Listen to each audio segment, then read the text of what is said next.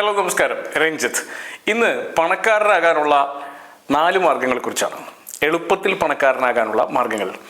എളുപ്പത്തിലാണോ എന്ന് ചോദിച്ചാൽ പൂർണ്ണമായും എളുപ്പത്തിലാണ് എന്ന് പറയാൻ കഴിയില്ല. എങ്കിൽ പോലും ഈ 4 മാർഗങ്ങളിലൂടെ തീർച്ചയായിട്ടും പണക്കാരനാകാം എന്നുള്ളത് ഉറപ്പാണ്. ഏറ്റവും ആദ്യത്തെ മാർഗം വളരെ നേരത്തെ തന്നെ ഇൻവെസ്റ്റ് ചെയ്ത് തുടങ്ങുക എന്നുള്ളതാണ്. പലപ്പോഴും ഇന്ത്യയിലും കേരളത്തിൽ പ്രത്യേകിച്ചും പറഞ്ഞു കഴിഞ്ഞാൽ നമുക്കൊരു ഇൻവെസ്റ്റ്മെൻറ്റ് മെൻറ്റാലിറ്റിയൊക്കെ വളരെ കുറവാണ്. പലപ്പോഴും 40 വയസ്സൊക്കെ കഴിഞ്ഞതിന് ശേഷമാണ് പല ആളുകളും ഇൻവെസ്റ്റ് ചെയ്ത് തുടങ്ങുന്നത് തന്നെ. അവിടെയാണ് പ്രശ്നം ആരംഭിക്കുന്നത്. നിങ്ങളുടെ ആദ്യത്തെ ഇൻകം വെച്ച് തന്നെ നിങ്ങളുടെ ഇൻവെസ്റ്റ്മെൻറ്റ് ആരംഭിക്കുകയാണെങ്കിൽ ഇത് കോമ്പൗണ്ട് ചെയ്ത് വരുമെന്നുള്ളതാണ്. പവർ ഓഫ് കോമ്പൗണ്ടിങ് ഞെട്ടിപ്പിക്കുന്നതാണ്. അപ്പോൾ ഒരു 20 വയസ്സിലൊക്കെ നിങ്ങൾ ഇൻവെസ്റ്റ് ചെയ്യാൻ തുടങ്ങിക്കഴിഞ്ഞാൽ 40 വയസ്സാകുമ്പോഴേക്കും വേണമെങ്കിൽ നിങ്ങൾക്ക് റിട്ടയർ ചെയ്യാം. കാരണം അത്രമാത്രം ഇൻകം നിങ്ങൾ ഉണ്ടാക്കിയിട്ടുണ്ടാവും. ഒരു 500 രൂപ വെച്ചൊക്കെ തുടങ്ങിയാൽ മതി ഇനീഷ്യലി. പതുക്കെ അത് കൂട്ടിക്കൊണ്ടുവരിക.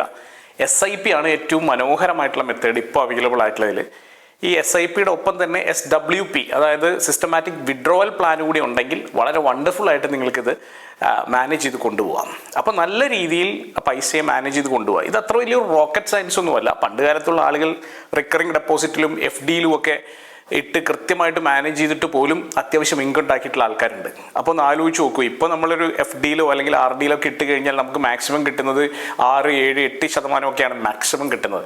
പക്ഷേ അതിനപ്പുറത്തേക്ക് മ്യൂച്വൽ ഫണ്ടുകളിലും സിസ്റ്റമാറ്റിക് ഇൻവെസ്റ്റ്മെൻറ്റ് പ്ലാനുകളിലും ഒക്കെ കൃത്യമായി നിക്ഷേപിച്ച് കഴിഞ്ഞാൽ നിങ്ങൾക്ക് ഒരു 15% ഒക്കെ ഓൺ ആൻ ആവറേജ് വളരെ ഈസി ആയിട്ട് കിട്ടുന്നുണ്ട്.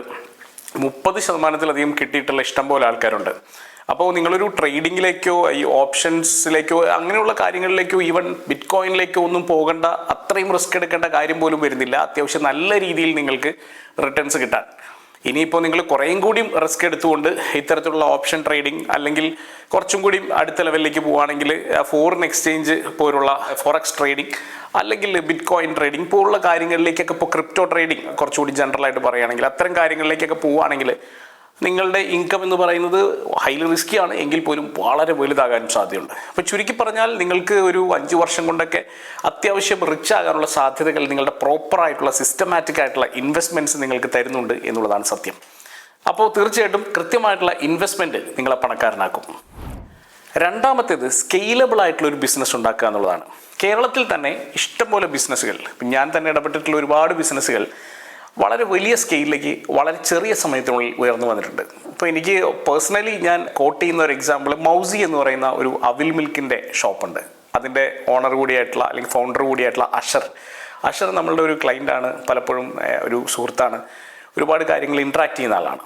പാരമ്പര്യമായിട്ട് അവിൽ മിൽക്കൊക്കെ ചെയ്തുകൊണ്ടിരുന്ന ഒരു ഷോപ്പിനെ കുറച്ചുകൂടി ഭംഗിയാക്കി ബ്രാൻഡ് ചെയ്തുകൊണ്ട് ഫ്രാഞ്ചൈസി മോഡലിലേക്ക് സ്കെയിൽ ചെയ്തിട്ട് വളരെ പെട്ടെന്ന് റെപ്ലിക്കേറ്റ് ചെയ്ത് വളരെ സ്ട്രോങ് ആയിട്ടുള്ള ഈവൺ ഒരു ഗ്ലോബൽ ബ്രാൻഡ് എന്നുള്ള തരത്തിലേക്ക് പ്ലേസ് ചെയ്യാനായിട്ട് കഴിഞ്ഞിട്ടുണ്ട്.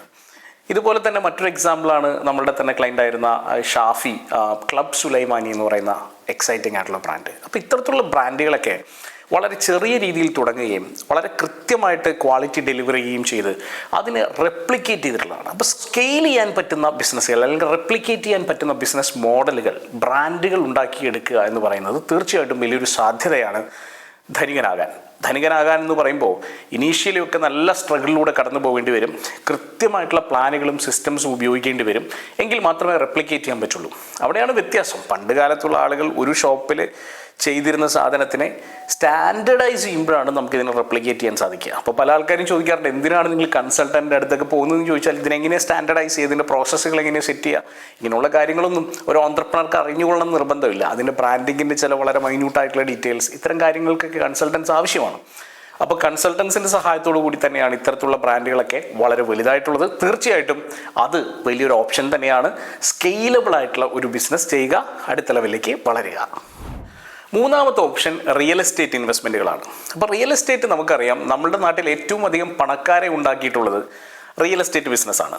ഒരു കാലഘട്ടത്തിൽ റിയൽ എസ്റ്റേറ്റ് വലിയ രീതിയിലുള്ള ലാൻഡ് എന്ന് പറയുന്നത് വലിയ രീതിയിലുള്ളൊരു നിക്ഷേപമായിരുന്നു. വലിയ റിട്ടേൺസ് കിട്ടുകയും ചെയ്തിട്ടുണ്ട് മിക്ക ആളുകൾക്കും.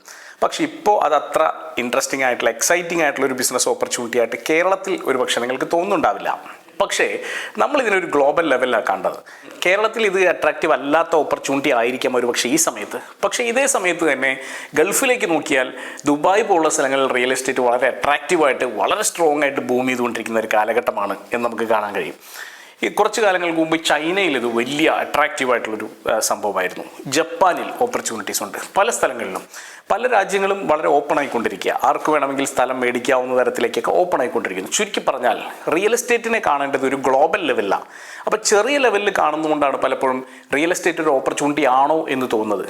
ഇതിനെ ഒരു ഗ്ലോബൽ ലെവലിൽ കണ്ടാൽ ഒരു കാര്യം ഞാൻ ഉറപ്പിച്ചു പറയാം, റിയൽ എസ്റ്റേറ്റ് നമ്മളെ ഏറ്റവും പെട്ടെന്ന് പണക്കാരനാക്കുന്ന ഒരു ഓപ്പർച്യൂണിറ്റിയാണ്.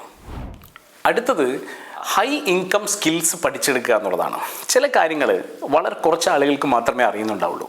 അത്തരം കാര്യങ്ങൾ പഠിച്ചാൽ ഉറപ്പായും നിങ്ങൾക്ക് നല്ല ശമ്പളമുള്ള ജോലി ലഭിക്കുമെന്നുള്ളതാണ്. ചില പെർട്ടിക്കുലർ സ്കില്ലുകൾ, ചില പുതിയ സോഫ്റ്റ്വെയറുകൾ. അപ്പോൾ പുതിയ സോഫ്റ്റ്വെയറുകളും ടെക്നോളജികളും ഒക്കെ വരുന്ന സമയത്ത് ഇപ്പോൾ AI-യുമായിട്ട് റിലേറ്റഡ് ആയിട്ടുള്ള ഒരുപാട് ടെക്നോളജീസ് ഉണ്ട്. ഇനി എല്ലാം AI വഴിയാണ് നടക്കാൻ പോകുന്നത്. ഡാറ്റ മാനേജ്മെൻറ്റിൽ ഒരുപാട് പുതിയ ടെക്നോളജി വരുന്നുണ്ട്, അതുവഴിയാണ് ഇനി കാര്യങ്ങൾ നടക്കാൻ പോകുന്നത്. അപ്പോൾ ഇത്തരം സ്കില്ലുകൾ ആദ്യം പഠിച്ചെടുക്കുന്ന ആളുകൾക്ക് വലിയ സാധ്യതയുള്ളത്, ഒരു സംശയമില്ല, പറയുന്ന സാലറി എന്നുള്ളതാണ്. ഇൻവെസ്റ്റ്മെൻറ്റ് ബാങ്കിങ്, മറ്റുള്ളവരെ പണക്കാരനാക്കുന്ന ജോലിയാണ് ഇൻവെസ്റ്റ്മെൻറ്റ് ബാങ്കിങ് എന്ന് പറയുന്നത്. അപ്പോൾ അതിനകത്ത് വലിയ സാധ്യതകളുണ്ട്. അപ്പോൾ അതിനകത്ത് കൃത്യമായി പഠിച്ചു പോകുന്ന ആളുകൾക്കുള്ള സാധ്യത, അവരുടെ ഇൻകം ഓപ്പർച്യൂണിറ്റി വളരെ വളരെ വലുതാണ്. അപ്പോൾ അതുകൊണ്ട് ഇത്തരം ജോലികൾ ചെയ്യുന്ന ആളുകൾക്കും, ബിസിനസ് മാത്രമല്ല ഇത്തരം ജോലികൾ ചെയ്യുന്ന ആളുകൾക്കും വലിയ ഇൻകം ഉണ്ട്. അങ്ങനെ ഇൻകം ഉണ്ടാക്കിയിട്ടുള്ള ആൾക്കാരാണ് വീണ്ടും റിയൽ എസ്റ്റേറ്റിലേക്ക് വരുന്നു, അവിടെ വീണ്ടും ഇൻകം ഉണ്ടാക്കിക്കൊണ്ടിരിക്കുന്നു. അപ്പോൾ ഈ പണക്കാർക്ക് പൊതുവിലൊരു പ്രത്യേകതയുണ്ട്. പണം ആകർഷിക്കപ്പെടുന്ന ഒരു സാധനമാണ്. എപ്പോഴാണോ നമ്മൾ ഏതെങ്കിലും ഒരു കാര്യത്തിൽ വളരെ കോൺഫിഡൻ്റ് ആകുന്നത്, നമ്മൾ ആ ഒരു പെർട്ടിക്കുലർ ഫീൽഡിൽ ഒരു മാഗ്നറ്റായി മാറുന്നത്, പണം നമ്മളുടെ അടുത്തേക്ക് വന്നുകൊണ്ടേയിരിക്കും എന്നുള്ളതാണ്. അപ്പോൾ ഒന്നുറപ്പിക്കുക, കൃത്യമായി പണക്കാരനാകാൻ വഴികളുണ്ട്. ഈ 4 വഴികളും എക്സൈറ്റിംഗ് ആയിട്ടുള്ള വഴികളാണ്. ഏതാണ് നിങ്ങൾക്ക് കൂടുതൽ റിലേറ്റ് ചെയ്യാൻ പറ്റുന്നത് എന്ന് എനിക്കറിയില്ല. ഏറ്റവും അധികം നിങ്ങളുമായി ചേർന്ന് നിൽക്കുന്ന ഒരു വഴി തിരഞ്ഞെടുക്കുക. തീർച്ചയായിട്ടും പണക്കാരനാകാം, ഒപ്പം സന്തോഷിക്കുകയും ചെയ്യാം. All the best.